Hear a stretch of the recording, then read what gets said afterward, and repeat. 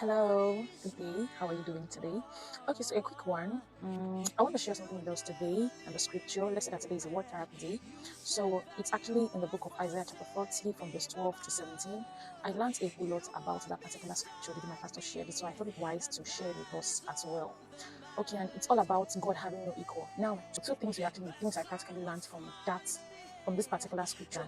So I'll read from verse 12, and it said, "Who else held the ocean in his hands? Who has measured all the heavens with his fingers? Who else knows the weight of the earth? Or who has weighed the mountains and the hills on a scale? Who is able to advise the Spirit of God?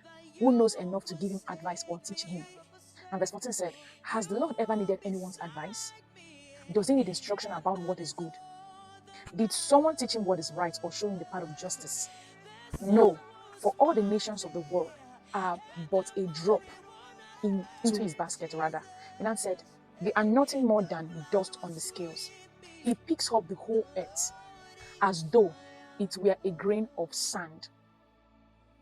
Now, verse 17 said, "The nations of the world are worth nothing to him. In his eyes, they count for less than nothing, mere emptiness and fall." Now, when you read down through Message by verse 12, it said, "Who has scooped up the ocean into his two hands?" Now, if you think of the largest ocean in the world, that's basically Pacific Ocean. It means that it said that God scooped the ocean in his two hands. Now, when we think about it, it's mind blowing. It's amazing for God to scoop the ocean with his two hands. Not only that, he said he measured the sky between his thumb, like he measured the whole sky. That he gathered the dates of the whole world and put in one of his baskets. That were two things that actually made a whole lot of sense to me. Now, one of it is that God has no equal. He has no equal. Like he's the Alpha and the Omega. He has no comparison. You cannot compare him with anything. You cannot compare him with an idol. You cannot compare him with anything at all. I ever thought even the idol that people make, they make the idol, maybe they mold it or they make it from wood or from anything. It's still God that created that same wood that is making the idol.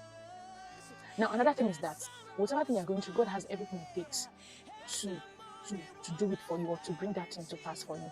If God can actually scoop the ocean with his hands, if God can actually measure the skies with his thumb, what is that thing that he cannot actually do for me? Remember, the Bible said that he has times and seasons in his hands. So the message I want to pass across us today is whatever thing you are going through, whatever thing that is bothering you, just bear in mind that God is able and capable to do it for you. The scripture said that he is able to do exceedingly abundantly and above whatever thing we can ever think or imagine.